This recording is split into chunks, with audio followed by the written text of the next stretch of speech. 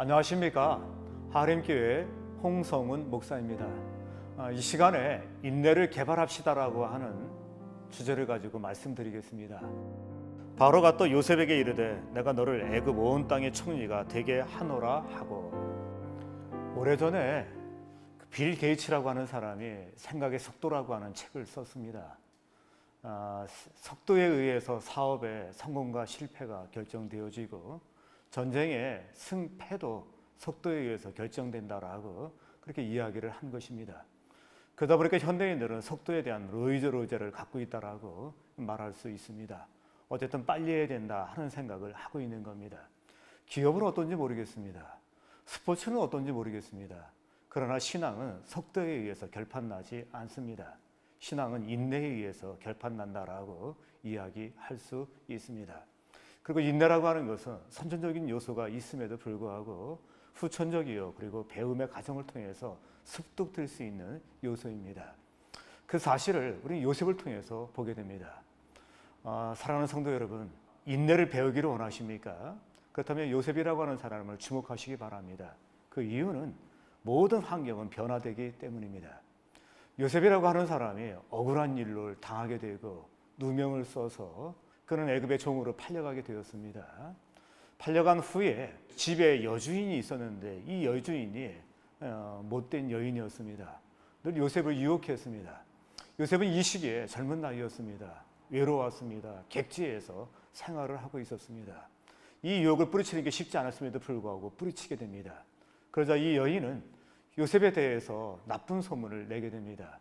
겁탈하려고 요셉이 오게 되었고 소리를 지르게 되었을 때 요셉이 옷을 벗어주고 도망쳤다라고 그렇게 이야기를 한 것입니다.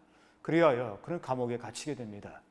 더더욱 억울하고 그리고 낙담이 되는 것은 재판이 없이 감옥에 들어가게 되었습니다. 그러니까 나올 날이 결정되지 않은 것입니다. 어떤 의미에서 모든 게 끝났다고 절망의 순간이 요셉에게 찾아왔다고 생각할 수 있습니다. 그러나 그렇지 않습니다. 상황은 바뀌게 됩니다. 어느 날 애굽의 신하들이 그를 찾아온 것입니다. 바로가 꿈을 꾸게 됩니다. 그 꿈을 꾸게 되는데 그 꿈을 해석하지 못하는 것입니다. 하수에서 살찐 소가 나오게 되고 또 메마른 소가, 암소가 나오게 됩니다. 그때 나중에 나온 그 마른 소들이 살찐 소를 삼키게 됩니다. 이 꿈을 누구도 해석하지 못하는 것이었습니다. 그때 술 맡은 간원이 이전에 감옥에 있었을 때 봤던 요셉을 기억하게 된 것입니다. 그래 요셉이 놀랍게도 바로 앞에 서게 되고 감옥에 나오게 된 것입니다. 환경이 변한 것을 보여주고 있는 것입니다. 그렇습니다. 인내를 개발하기 원하십니까? 분명히 기억하십시오. 환경은 변하게 되어 있습니다.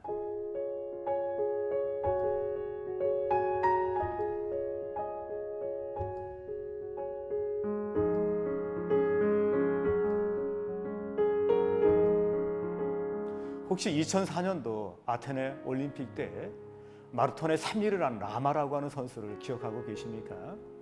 이 선수는 브라질 선수였는데 올림픽에 참여해갖고 레이스에 선두 그룹을 유지하고 있었습니다. 근데 그때 35km 지점에 갔을 때 한 시한부 종말론자가 나와서 이 라마 선수를 미치게 되고 그가 페이스를 잃어버리게 됩니다. 42.19m 가운데 35km를 뛴 상황이었습니다. 근데 그때 그가 넘어지게 되고 페이스를 잃어버리게 된 것입니다. 그는 그때 주저앉지 않았습니다. 낭망하지 않았습니다. 계속 레이스를 하게 되었고 3위에 골인을 하게 됩니다. 그때 모든 사람들은 3위에 골인한 사람에 주목을 하게 됩니다. 방송국도 그를 극찬하게 됩니다. 반전이라는 이야기를 하는데 정말 이 라마 선수가 반전을 경험하게 된 것입니다. 그렇습니다. 상황은 다 변하게 됩니다. 인내를 개발하기를 원하십니까? 꼭 기억하십시오. 상황은 반드시 변하게 될 것입니다.